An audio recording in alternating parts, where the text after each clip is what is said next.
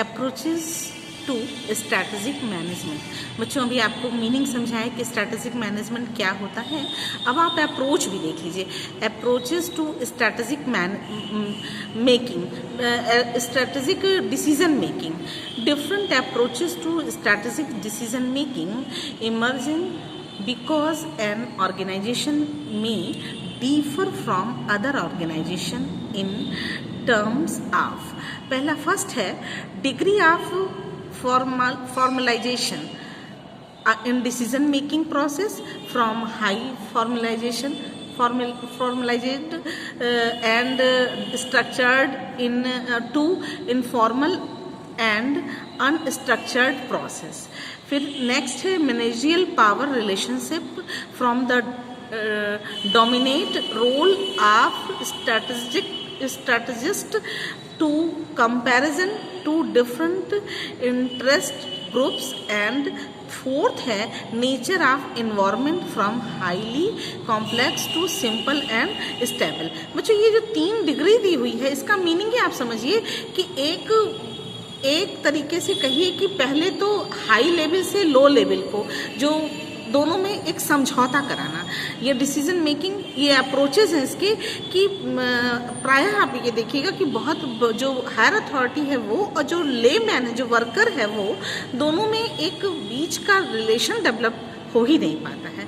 Decision making ये भी role play करता है कि दोनों के बीच में एक ऐसा पावर हो, दोनों के बीच में एक ऐसा सामंजस्य हो कि दोनों काम करने में इजी महसूस करें। जो उसने हायर अथॉरिटी ने जो डिसीजन लिया उसको तुरंत का तुरंत इम्प्लीमेंट किया, और इम्प्लीमेंट करने के बाद जो सबसे छोटा है, जो मेन व्यक्ति है जिसको कि प्रोडक्शन में डायरेक्टली इन्वॉल्व किया जाता है, जो डायरेक्ट लेबर है, वो तुरंत उस इम्प्लीमेंटेशन को मान ले। ये ही एक डिसीजन मेकिंग का बहुत बड़ा रोल है, ये स्ट्रैटेजी है कि वो तुरंत उस डिसीजन को मान ले। तो nature of environment, managerial power relationship और डिग्री ऑफ फॉर्मलाइजेशन, ये तीनों को ध्यान रखना पड़ता है डिसीजन मेकिंग प्रोसेस के लिए। These different determine the kind of approaches individual organization would adopt in their decision making process, including the strategic decision making. However, various approaches that are available for adoption in strategic decision making have been described by authors differently.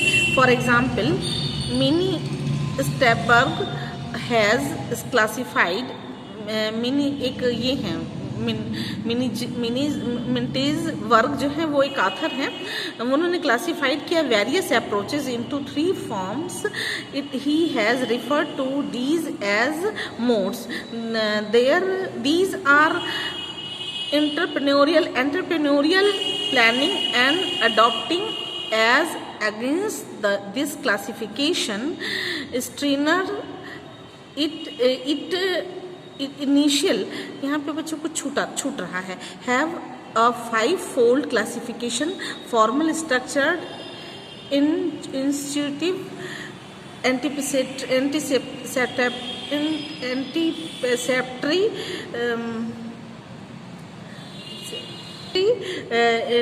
entrepreneurial, opportunistic, incremental and adapting। ये फिर इसके बाद है these different between these 2 sets of classification can be resolved to some extent. Formal structured approaches resembles planning approaches. Incremental and adapting approaches have common factor than difference and therefore can be grouped together. Entrepreneurial approaches is basically based on institution and anticipation, as these elements require high level of vision in statistics to anticipate opportunities and threat posed by the relevant environment. Therefore, for future further analysis, there 3 types of approaches will be taken. These are entrepreneurial opportunistic approaches, formal structured approaches, and adapting approaches. व्यूहरचनात्मक निर्णय में जब विभिन्न विकल्पों का मूल्यांकन किया जाता है तो SWOT विश्लेषण को भी ध्यान में रखा जाता है। एक ओर संगठन की शक्तियां एवं कमजोरियों का आकलन किया जाता है तो दूसरी तरफ वातावरण, अवसरों एवं धमकियों के विरुद्ध रचना का निर्माण होता है।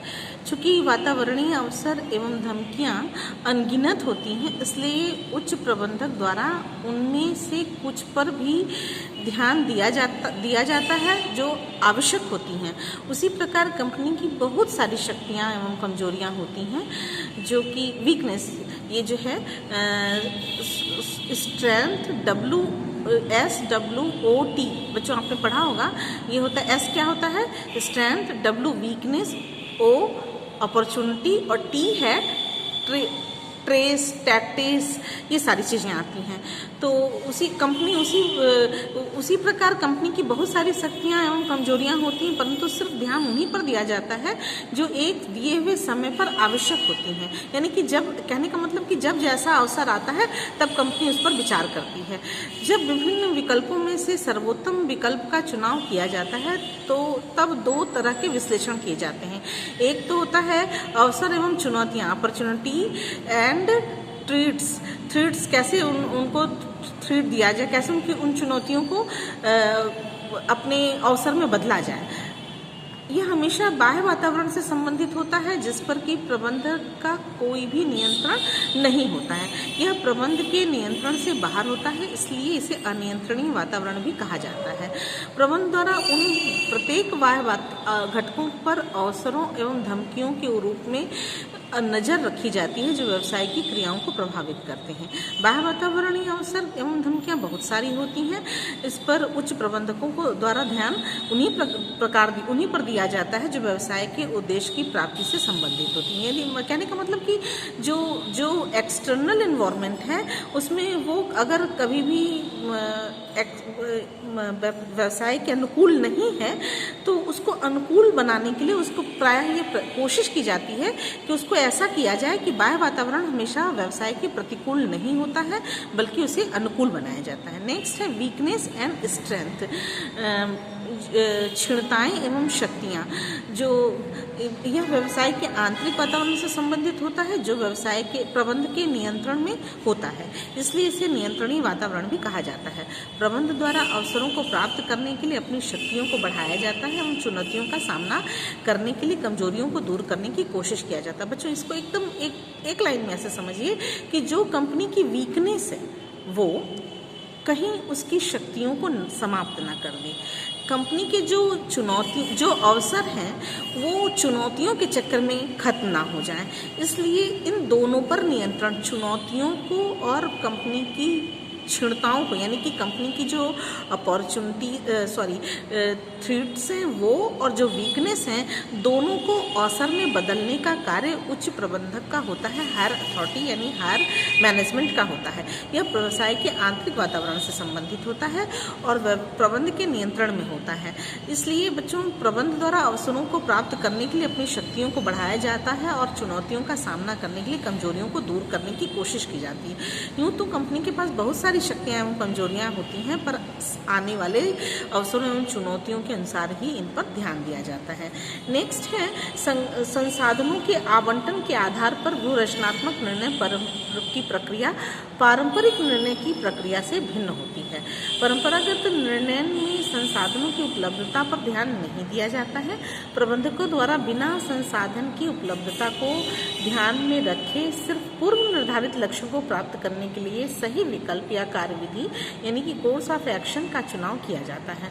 व्यूहरचनात्मक निर्णय इस गलती को सुधारता है, यानी कि डिसीजन मेकिंग जो है, अगर पहले से कोई डिसीजन ले लिया गया कि ये ही करना है आगे भी और आज भी, लेकिन वो आज तो सफल है लेकिन आगे सफल नहीं हो पा रहा है। डिफरेंट डिफ़िकल्टीज़ अगर आ रही हैं, जैसे कहने का सेंस कि जो आज का दौर चल रहा है वो पुराने दौर से बिल्कुल डिफर है। उस पुराने समय में लोगों के पास पैसा हुआ करता था इतना कि दूसरों को भी दे दिया करते थे। आज अपने लिए ही नहीं इकट्ठा कर पा रहे हैं क्योंकि सारी चीज़ें बंद हो चुकी हैं। पैकेज जिनको 1 लाख रुपए मंथली पैकेज था, जिनका सैलरी यानी 12 लाख रुपए जिनका पैकेज था, वो आज 20,000 पे आ गए हैं। तो निश्चित तौर पर उनके अंदर की जो क्षमता है वो भी कम होने लगेगी क्योंकि पैसे से क्षमता बढ़ती है। तो ये भी ध्यान में रखना पड़ता है कि जो परंपरागत डिसीजन मेकिंग है उसको ऐसा बनाया जाए डिसीजन मेकिंग को कि उसको टाइम टू टाइम चेंज किया जा सके। इसमें सही कार्यविधि यानी कि इसमें सही प्रोसीजर एवं उनकी अल्टरनेट्स का सिलेक्शन करते समय जो रिसोर्सेज हैं उनका एनफ होना, उनकी एबिलिटी को ध्यान में रखा जाता है क्योंकि बिना अवेलेबल रिसोर्सेज के थ्रू आप कभी भी किसी भी टारगेट को कांट अचीव, कभी आप अचीव कर ही नहीं सकते। लक्ष्य की प्राप्ति असंभव है। बच्चों इसमें एक वो डायग्राम बना करके दिया हुआ देखिए, एनालाइज एक्सटर्नल एनवायरनमेंट। आप पहले जो भी बिजनेस करने जा रहे हैं, जो भी डिसीजन बनाने जा रहे हैं, process of strategic decision making में एनालाइज कीजिएगा एक्सटर्नल एनवायरनमेंट को। फिर आप इवेलुएट कीजिएगा कि जो हम एक्सटर्नल एनवायरनमेंट है अकॉर्डिंग टू उसके हम अल्टरनेट्स तैयार कर रहे हैं कि नहीं। जो विकल्प हम चुन रहे हैं वो विकल्प का हम चुनाव करने के तुरंत बाद ये चेक करते हैं कि वो सही है कि गलत है जो हम अल्टरनेट्स दे रहे हैं। Choosing alternatives which will be achieve the pre determined objective. जो हमारे पूर्व निर्धारित लक्ष्य हैं उनको हम पाने में, वो अल्टरनेट्स हमारे पाने में सक्षम हैं कि नहीं। फिर है वो जितने भी हमने अल्टरनेट्स तैयार किए हुए हैं अपने टारगेट को अचीव करने के लिए, उनको हम एक्शन में लाते हैं, उनको हम इम्प्लीमेंट करते हैं अपनी कंपनी में। और कंपनी में इम्प्लीमेंटेशन के बाद हम तुरंत रिजल्ट चेक करते हैं। जैसे ही रिजल्ट आया उसके बाद हम रिजल्ट का कंपैरिजन करते हैं। किससे कंपैरिजन करते हैं? पहले और वर्तमान, प्रेजेंट और बिफोर, प्री डिसाइडेड और जो बीत चुका है उस समय से और जो चल रहा है उस समय से हम तुरंत कंपैरिजन करते हैं रिजल्ट का। और रिजल्ट जैसे ही कंपेयर हुआ उसको फिर हम अगर सही है, रिजल्ट अच्छा आ रहा है तो भी कंट्रोल करते हैं कि अच्छा ही बना रहे। रिजल्ट अगर ख़राब आ रहा है तो भी कंट्रोल करते हैं कि जो चीज़ें गड़बड़ है उनको हम कंट्रोल करके रिजल्ट अच्छा बनाएं। फिर हम एक ऑब्जेक्टिव कंपनी के लिए सेट कर देते हैं, उसी ऑब्जेक्टिव पर उस ऑब्जेक्टिव के बिहाफ पर ही कंपनी काम करने लगती है। फिर एक आइडेंटिफाइड अल्टरनेटिव्स होता है, वही अल्टरनेटिव्स जो पहले बनाए थे उसको हम आइडेंटिफाई कर देते हैं कि अब इसी अल्टरनेटिव्स को यूज़ करके कंपनी अपने टारगेट को अचीव करेगी।